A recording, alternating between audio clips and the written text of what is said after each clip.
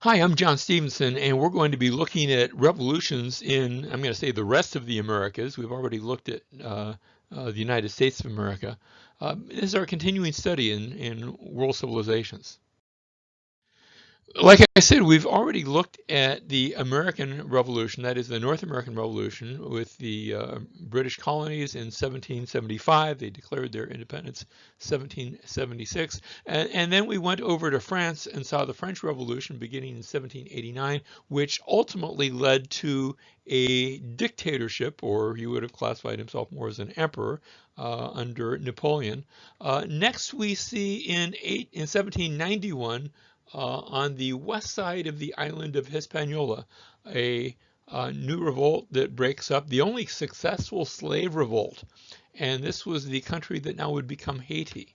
Indeed, Napoleon was on his way to put down that revolt, and instead, frankly, he needed the money, and so he received a bribe from this newly formed nation of Haiti, which they paid him off, and they agreed to purchase, basically purchasing a restitution, or you could just say they were buying off their freedom, and he agreed to allow that to continue.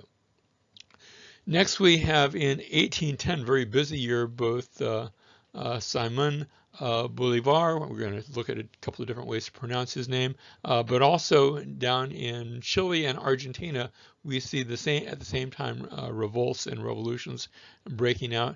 In Mexico in 1821, actually there had been an earlier attempted revolt that had gone a little ways and then failed, and so this revolt was more driven by the nobility.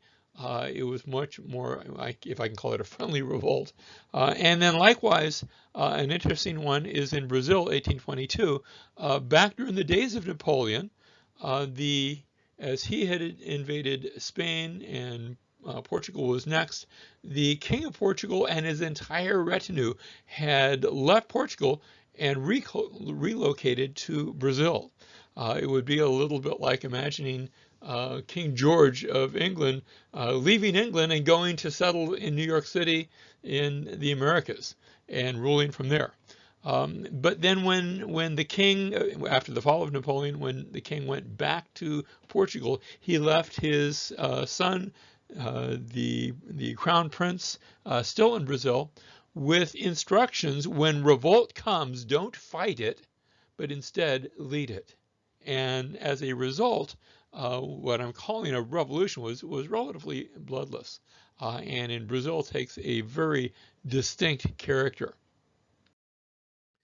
Now, there were some problems among social classes. I'm listing them all here. The Peninsulares were the children of European parents, and of course, they were considered to have the very highest social standing. Very oftentimes, they went back to Europe for their education. Next down, we have the Creoles. Now, we use that term differently today, but these were the third or maybe later generations of immigrants, and they were looked down upon by the Peninsulares. It was considered a different social class to have been brought up here in the Americas.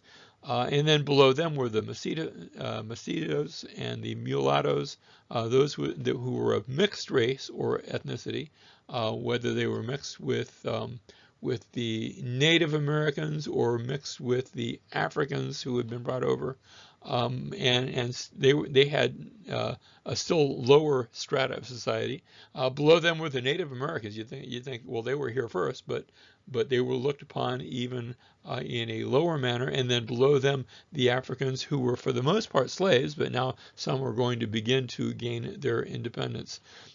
And each of these was considered a somewhat rigid social class, with each one looking down upon the ones below them, and oftentimes wanting to be able to rise up in social strata. And this is going to create tensions which would eventually lead to these revolts. Now we have to talk about Simon Bolivar. And he was born to a wealthy family in Nicaragua. His parents were European.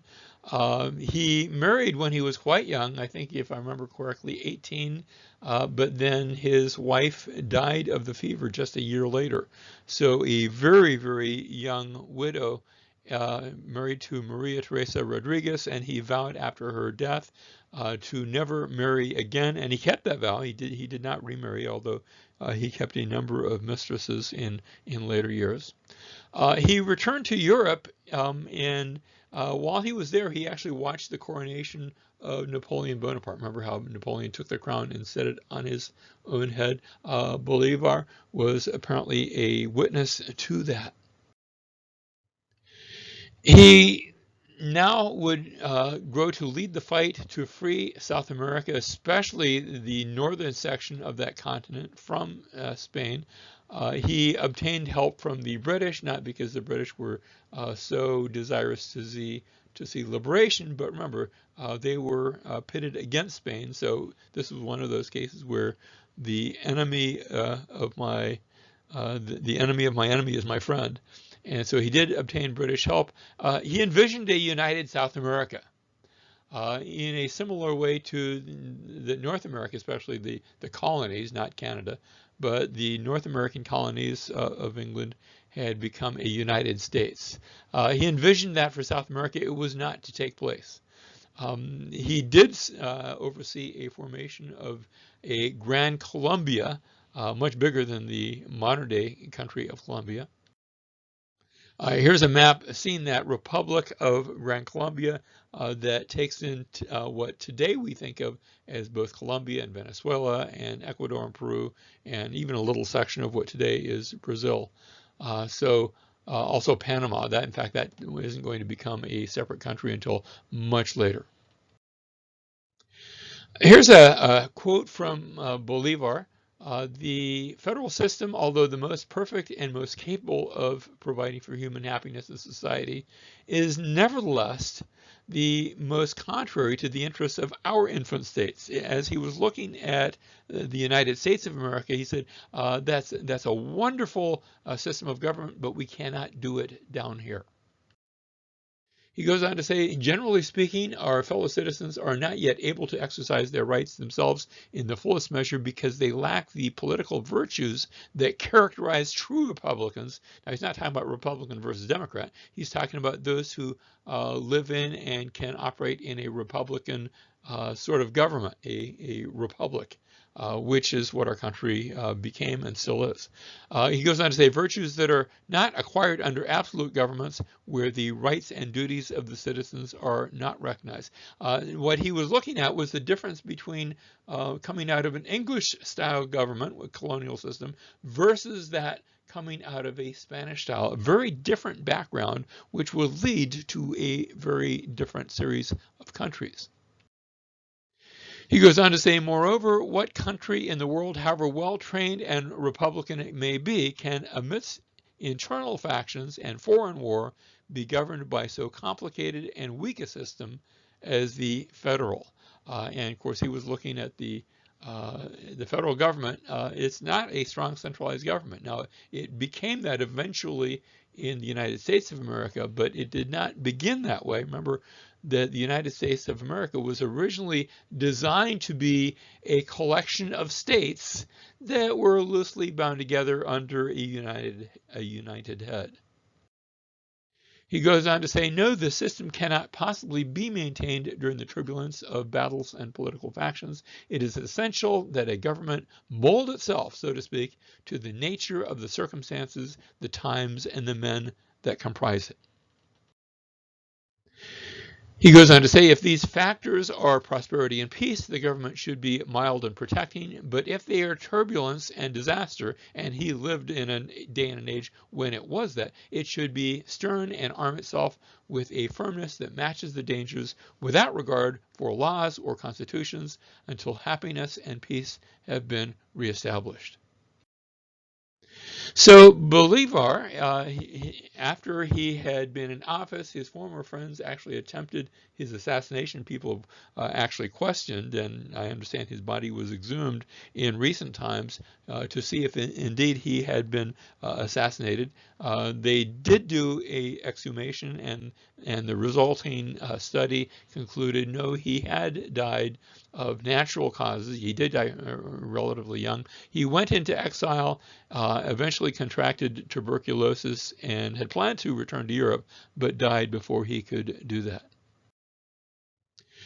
A closing quote from Bolivar, he says, "All who have served the revolution have plowed the sea." And you get perhaps a sense of what he saw, great success on the one hand, but also a measure of futility in that it did not conclude quite the way he imagined that it would.